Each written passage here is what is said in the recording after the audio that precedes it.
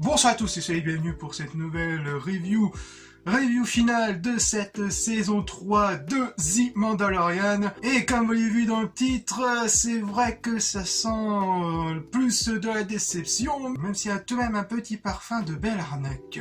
Donc, elle sera en deux parties. Vous aurez la partie non spoil, et je partirai sur une partie spoil parce qu'il y a pas mal de choses à dire. Quoique, je vais essayer de les développer un peu. Mais essayer de fouiller un peu plus en profondeur parce qu'il y a tout de même des choses à dire de cette saison 3 qui personnellement m'a franchement déçu pour ce qu'elle devait proposer. Et je pense que je devrais arrêter de dire à chacune de mes premières reviews d'une saison que à chaque fois je garde tout de même mes doutes, mes craintes, etc. Je pense que j'ai arrêté parce que ça commence à porter malheur. Ouais, une saison 3 qui personnellement m'a déçu. Je m'attendais à beaucoup mieux. Vraiment, contrairement aux autres saisons, notamment la saison 2 qui, pour moi, qui était vraiment vachement cool et qui donnait vraiment une fin assez émouvante. Là... Bon, ok, il y a les deux derniers épisodes qui rattrapent le coup, mais assez tardivement. Hein. C'est vraiment durant une bonne partie de la série, enfin une bonne partie de la saison, il y a un retour d'un certain méchant, que je ne spoilerai pas, et qui dévoile quasiment tout son plan, enfin qui réapparaît et qui dévoile tout son plan lors des deux derniers épisodes. Oh non! Mais le reste, ils nous ont fait un peu comme The Book of Boba Fett, hein, c'est-à-dire que dans The Book of Boba Fett, et que vous êtes obligé de regarder du moins les 3 derniers épisodes, donc les épisodes 5, 6 et 7, pour mieux comprendre ce qui se passe dans la saison 3, tu m'étonnes que la série se casse la gueule en ce moment, rien que là c'est déjà une petite douille. Bref, dans The Book of Boba Fett, on a quasiment que la série devait notamment se concentrer sur Boba Fett. Et au final, vous verrez bien que la série va se détourner pour Mando. Chose que dans cette saison 3, ils nous ont fait l'inverse. Cette fois-ci, ce n'est plus Din Djarin alias Mando, mais Bo-Katan. C'est devenu Bo-Katan la série au beau milieu de la saison 3. Dans ces cas-là, les mecs, faites la série Bo-Katan, enfin... Parce que là, au niveau de la narration, on se concentre même plus sur Din Djarin et sur Grogu. Alors oui, il y a quelques petits passages avec Grogu, mais ça reste assez mineur. Ils sont quasiment mis de côté. C'est avec cette règle du sabre noir qui n'a plus aucun sens. C'est... Din Djarin devait être celui qui devait, on va dire, réunir tous les Mandaloriens, vu que, dans la règle du sabre noir, de ce que j'ai compris, c'est lui l'élu, enfin, le sort d'élu, quoi. C'est, on va dire, le chef. Bon, ok, il veut bien se rattraper une sorte de rédemption auprès de sa tribu. Voilà, bon, ça, je peux comprendre. Après, il y a un moment où il y a la forgeronne qui désigne Bo-Katan comme la véritable leaduse des Mandaloriens. Parce qu'elle a connu les deux mondes, entre ceux qui gardent le casque et ceux qui enlèvent leur casque. Et Din Djarin, dans tout ça, il a aussi connu les deux mondes, notamment vers la fin de la saison 2. Et qui porte le sabre noir, donc ça apporte encore plus de légitimité pour lui. Bah non, on désigne Bo-Katan. À croire que le sabre noir ne sert plus à rien. C'est totalement du n'importe quoi. Puis ça donne ce côté un peu what the fuck de la hiérarchie, un peu la Prometheus, comme avait montré Durandal, où tu sais pas qui c'est qui va commander. Un coup c'est elle, un coup c'est lui, un coup c'est elle, un coup c'est l'autre. Oh là là. Pour revenir un peu à Grogu, oui, il y a quelques moments assez drôles, notamment avec le droïde. Je ne dirai pas plus, je pense que je dirais un peu plus loin dans la zone spoiler, mais... Ok, il y a un petit flashback sur lui, pour un peu le côté post-traumatisme, avec cette mise en scène, avec la forgeronne qui fonctionne plutôt bien. Mais... ça donne pas grand-chose, ou ça aurait pu donner d'autres flashbacks qui auraient pu développer un peu plus le personnage de Grogu, de connaître un peu plus son passé, pourquoi il est vraiment si important. Et au final, non, ça revient pas dessus, ça fait juste un petit flashback broqué assez sympathique sur son évasion de l'Ordre 66, mais après, à part ça, plus rien. Plus rien, on s'en fout. Même s'il y a l'épisode 3 qui donne vraiment un petit soupçon vraiment sur l'origine de Grogu avec le fameux scientifique qui revient. J'essaierai d'en dire pas plus pour aller dans les spoilers, mais à part ça, il y a tout un épisode consacré justement avec ce scientifique Impériaux qui a rejoint la Nouvelle République. Tout un épisode pour ça. Ouais, mais... Puis ça montre aussi... Oh là là, ça montre aussi que la Nouvelle République, c'est tous des bras cassés, mais c'est pas possible. Oh là là, c'est... Comme je l'avais dit, comme j'avais souvent dit dans mes vidéos sur Star Wars, etc., je vous laisserai les playlists, etc. Vous verrez dans les playlists de quoi je vais raconter. Où vraiment, du moins la première trilogie, ça s'inspirait de la Seconde Guerre mondiale. Là, on est quasiment post-Seconde Guerre mondiale, enfin, j'essaye de faire un parallèle. Normalement, je vais faire une grosse guillemets, après la fin de la Seconde Guerre mondiale, il y a une bonne partie des scientifiques nazis qui sont partis aux États-Unis, enfin, qui ont négocié un peu pour les aider face à la concurrence de l'URSS pour la conquête spatiale. Et justement, ça va donner la NASA, etc. Ils ont récupéré une bonne partie de la technologie, hein, les Américains des nazis. Hein. Ça leur a beaucoup aidé. Et là, c'est totalement l'inverse. Ils récupèrent quelques données, mais pas les données les plus importantes afin de développer un peu plus en termes de technologie, de recherche, etc. Oh, et puis ensuite, le niveau mentalité, oh putain, quelle bande de bras cassés, oh là là là là, niveau... Oh là là, la Nouvelle République, c'est vraiment des branles. Oh là là, niveau intelligence, c'est pas possible d'être aussi con. Oh là là, à part le chasse... Il y a un personnage féminin, mais tu vois la caricature, tu vois comment elle joue. En fait, elle essaye de jouer l'air gentil, mais tu sais très bien que c'est vraiment une connasse et...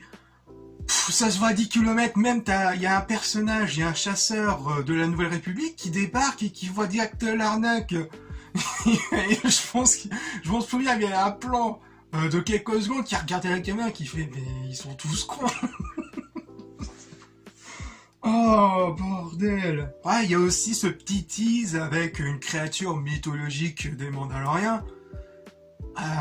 Ok, je peux comprendre le symbolique un peu religieux, de vision un peu à la Jeanne d'Arc, etc.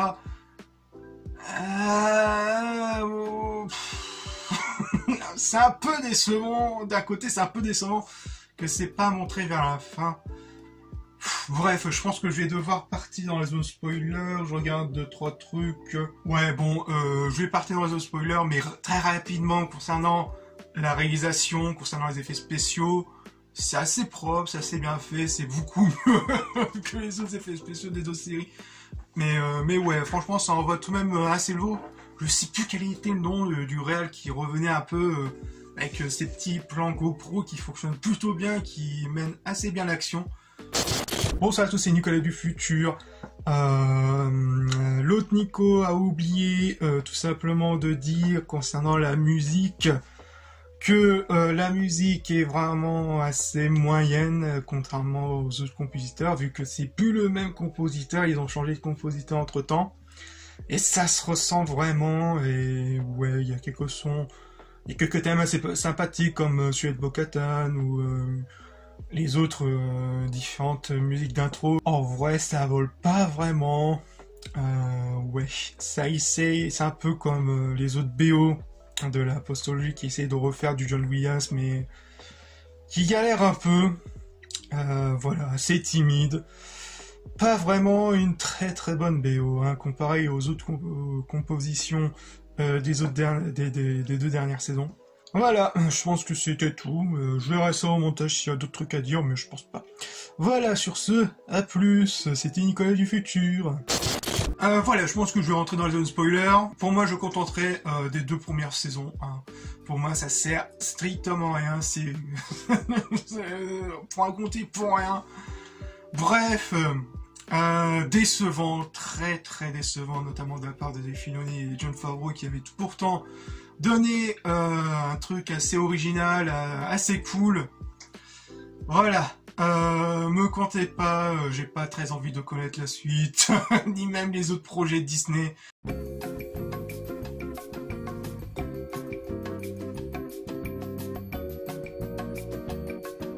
Mais voilà, décevant, ça sent la grosse douille, ça ne sert strictement à rien. Bref, on va partir dans la zone spoiler, donc pour tous ceux qui ne veulent pas être spoilés, n'hésitez pas à liker, commenter, partager et à vous abonner. Bref, rentrons dans la zone spoiler. Au-delà des classiques notions d'espace où l'homme projette ses pas, il est une dimension où peuvent se glisser par les innombrables portes du temps. L'intrigue des pirates ne sert à rien, ne sert quasiment à rien, à part montrer le nombre de figurants assez limité pour une grande ville. Ouah, ouais, y a...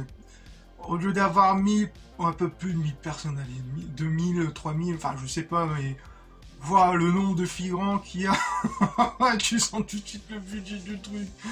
Oh la vache, lors de l'évacuation, mais il n'y a pas grand monde en fait dans cette ville, c'est pas possible. Bon ok, je veux bien qu'il y ait quelques personnes qui sont restées, mais... Wow. Mais bon, enfin bref, si ce n'était que ça, heureusement qu'il y a Moff Gideon qui revient, mais qui revient assez rapidement, hein. On a tout de même quelques petites bouts qui donnent vraiment un petit aura, Honora ou aura, une petite aura sur le personnage de Moff Gideon, mais à part ça, tu le sens plus, hein, après quelques... tu sens un épisode, le fameux épisode où il y a le fameux chasseur de la Nouvelle République, mais quand il revient, bon ok, oui, c'est sympa de revenir, il a une nouvelle armure, etc. Des armures en bescade qui sont pas très bescades, hein, à part l'armure hyper classe et charismatique de Moff Gideon. Mais ouais, quoi, ça a pas vraiment abouti grand chose. Concernant les clones, je pensais que ça allait pas... Enfin, il y avait un truc, vu que... Je crois que c'était Dave Filoni qui disait, ou Jon Favreau, je sais plus. L'un des deux disait que ça allait recoller un peu certains... et que... Enfin, ça allait plutôt planter quelques graines pour la postologie. Au final, non, parce que les recherches de scientifiques, c'était plus concerné pour Moff Gideon. Ah, ça vous fait bien chier, hein, tous ceux qui pensaient à Snoke, et ben non, Disney a fait ça, non. C'est plus pour les recherches de Moff Gideon qui s'est multiplié lui-même, et... Ah, comment c'est vite fait expédié, c'est pas possible, quoi. Ah, et puis entre-temps, on s'emmerde avec Bo-Katan, oh là là. Oh non. Oh, et puis le petit épisode avec Christopher Lloyd, avec Jack Black. Oh là là, la petite enquête avec les droïdes. Mais on est bien d'accord, c'est Din Djarin qui a cherché la merde avec les droïdes. Bon allez, il faut avancer le scénario, là on n'a plus trop de temps, l'épisode va bientôt se finir, les boosts frappent un des droïdes, comme ça il pètera des plombs, comme ça avancera l'intrigue, etc. Oh là là. Oh mon dieu, vraiment les fascines. Mais comment ça s'est passé? Puis... C'était une blague en fait pour Boba Fett. Hein, là ils nous ont fait le même coup. Hein. Mais il est vraiment à la Enfin, il est vraiment en mode majordome. Hein. Il est passé de héros principal de sa propre série à majordome pour Bo-Katan. Enfin, les règles du sabre noir qui n'ont plus aucun sens quoi. Je l'ai perdu. Patati patata. Mais... Oh non. Ah, et puis le pauvre Grogu, là, j'aurais aimé d'en apprendre un peu plus, quoi. C'était l'occasion revue. Enfin, c'était l'occasion pour développer un peu plus le personnage. Ben non. Et puis la conquête de Mandalore aussi, qui ne servit pas à grand chose. Et puis, il y a aussi d'autres problèmes. C'est, il y a une base, enfin, il y a la base de Moff Gideon sur Mandalore. Il y a aussi les autres survivants. Enfin, d'autres survivants mandaloriens.